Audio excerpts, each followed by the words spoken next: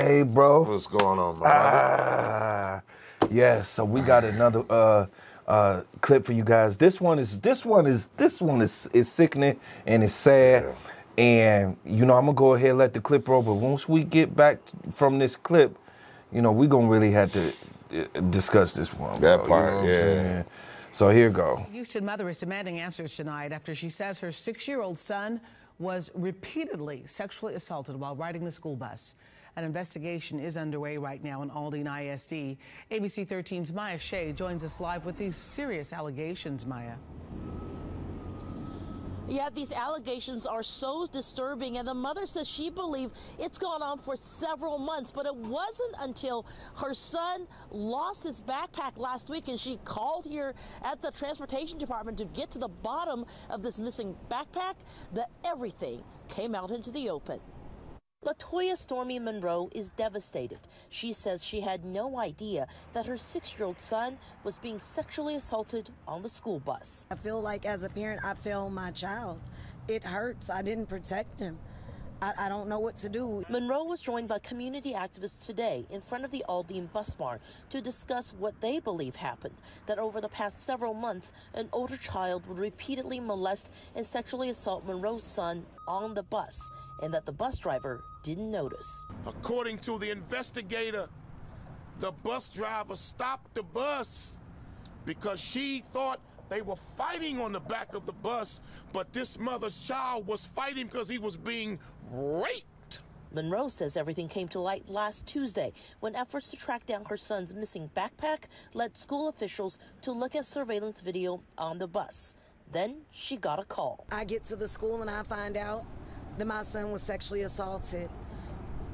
Days of questioning, days of talking to my child, the details became more and more graphic each and every time. Since then, her son has been treated at the hospital and they've spoken to investigators. In a statement, the district says in part, an investigation by Aldine ISD police and district officials immediately began on Wednesday, February 1st. CPS was notified. Once the investigation has concluded, appropriate action will be taken based on investigation findings. Meanwhile, Monroe says her son doesn't even fully understand what happened. He's not really at his age understanding the magnitude. He actually really stated that why couldn't this kid be given a second chance? If God gives second chances, why couldn't the perpetrator? Monroe says she hopes her speaking out today will get her answers and justice for her son. All right, bro. Yeah. I never even heard of this before, to be honest. Now, I've heard of, you know, back in middle school, you know what I'm saying, you got, you know, you got a little girlfriend, you know what I'm saying, y'all in the back, y'all might be touching or something, but I ain't never heard nobody get raped, man, on no school bus, man. Yeah, and it was by an older student, too, because the older boy assaulted the younger one, which he was only 6 years old, the boy that was getting assaulted. Man, that don't even fucking make sense, man. Well, I just being a driver on that bus, I don't see how you can't not see something ain't right, because they said he thought they was fighting. Right. You know, because, well, the boy's trying to fight, you know, to save his... Get away. Yeah, you know what I mean? So, man, it's a sad situation. And then, you know, for the little boy to have mercy on him was nothing short of amazing. I'm just going to say it. Just to be able to say, well, you know, give him another chance, you know.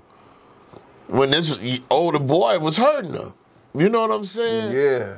You know, messing with his little manhood, you know what I mean? And I say that because, you know, that could be traumatic for that little boy as he gets older. Right. Who knows how it's going to affect him later on. Later on then. You know what I'm saying? So we don't know. But then we got to look at the frame of mind and mental state of the boy that was doing it to him, because they say hurt people hurt people.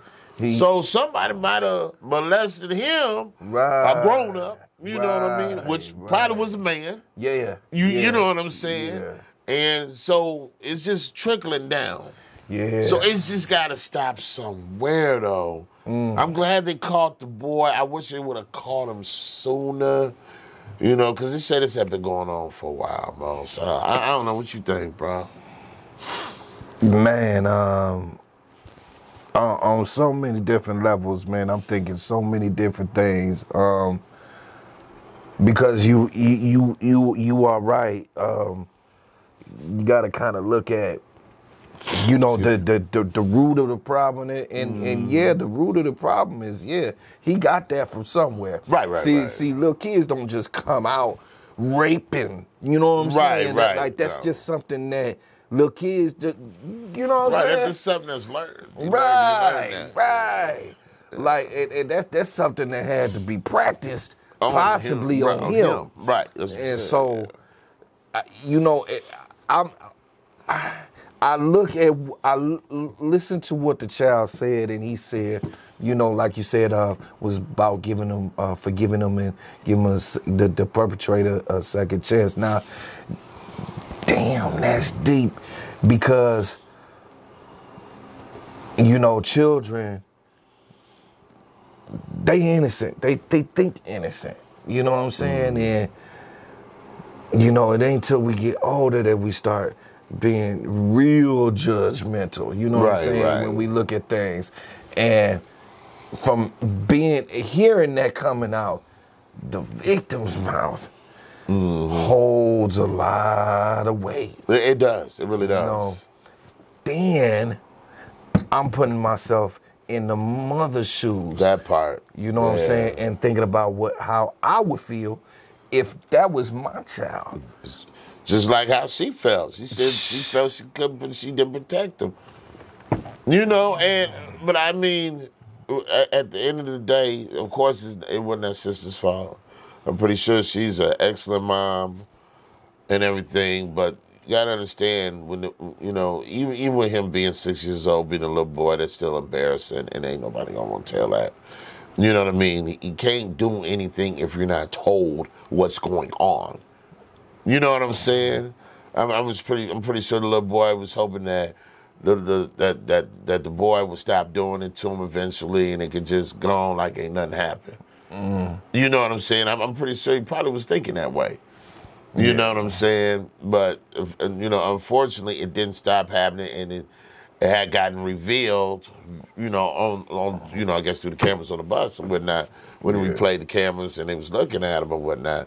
But yeah, it was definitely not her fault, and but I can understand that, because me being a parent, I would feel the same way. Yeah, you know what I mean? But I always talk to my kids, and I try to have a great relationship with them. Still being a parent, I'm not trying to be their friend first. That I don't do. But being a parent first is what I do. And, you know, they can find a friend in me. You know what I mean? But I'm never their friend like that. But also I I don't try to be so stern either. I try to keep an open channel of communication with my kids where they feel comfortable enough where they can say, hey, you know what, I don't feel right. You know, I really don't want to say nothing, but after that, I feel like I can come to you with this. Right. You know what I'm saying? Yes. You know, I think, and I mean, still, you know, it just all depends on the child, too, because they still might not come to you. You know what I mean? But if nothing else, but still have them lines of communication open for your kid to come to you. That comfortability. Yes. You know what I'm saying? Yes. Because that's key. Now I'm with you on this part. I don't know. You know what I'm saying? If it would have really been used in this situation either. Right. Because of the, you know, embarrassment. You know what I'm saying? Right. So, all in all, this is a new one for me, man, and I just feel like there's a lot of things that from doing these stories I'm realizing, like, damn, man, you know what? I don't know. Let me ask you a question though. Do you think that there was anything more that the bus company could have did to kind of maybe catching it before, you know, catching it a little sooner? You know, the salts a little sooner. You know what I'm saying? Do you think there's anything that the bus company could have did or they need to actually tighten up on?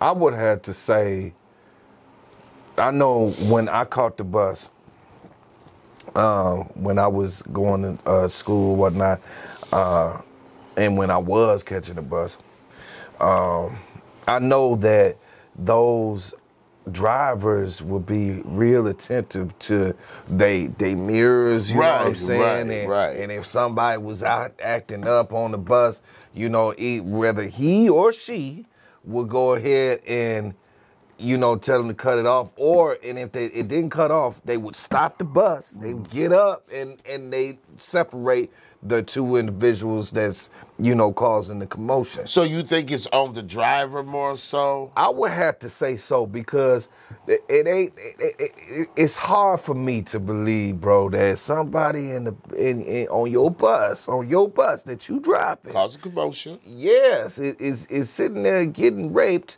on the bus, and you have no idea. You know what I'm saying? Even if it's true that they said that the bus driver just thought that they was just fighting, okay, well, now it's your duty to go ahead and break up that fight, because you're not just a bus driver. You're not just here you got to make sure these kids are safe. And they got to be safe within your care. And if you sitting up here, you bringing home somebody's son scraped up and bruised, they gonna wonder what the hell happened on the bus and why did it happen on the bus. I guess that's what I would do if I was a parent. Oh, yeah. I would be more concerned about why wasn't this taken care of on the bus. Right. You know what I'm saying? Because, yeah. So probably the bus driver, you know, because I think, you know, with now I've been on a bus, on city bus, where, you know, people have been just rowdy and stuff and talking loud. Yeah, that's a city bus. Well, I mean, but still bus. You know what I'm saying?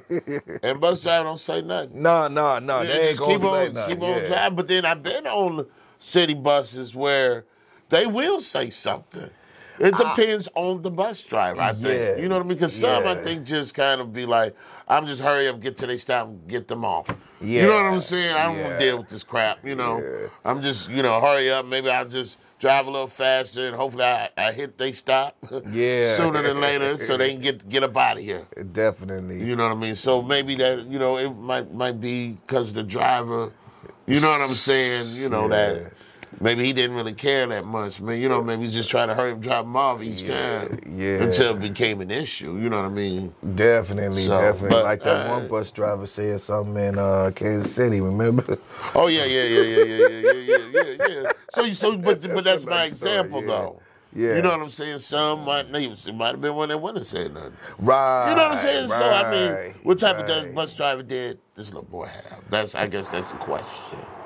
You know, so. Okay, so I guess my question to you would be, what would you do if you was the bus driver? If you was a school bus driver and kids was acting up on your bus, what would you do? Would you be like, well, shit, you know, fuck it, I'm just trying to get them home? No. Or would you stop that? Would you try to stop it? I'm going to take control of my bus. That's it. This is my bus. Right. Don't nobody control that. Right. But me. Yes. No.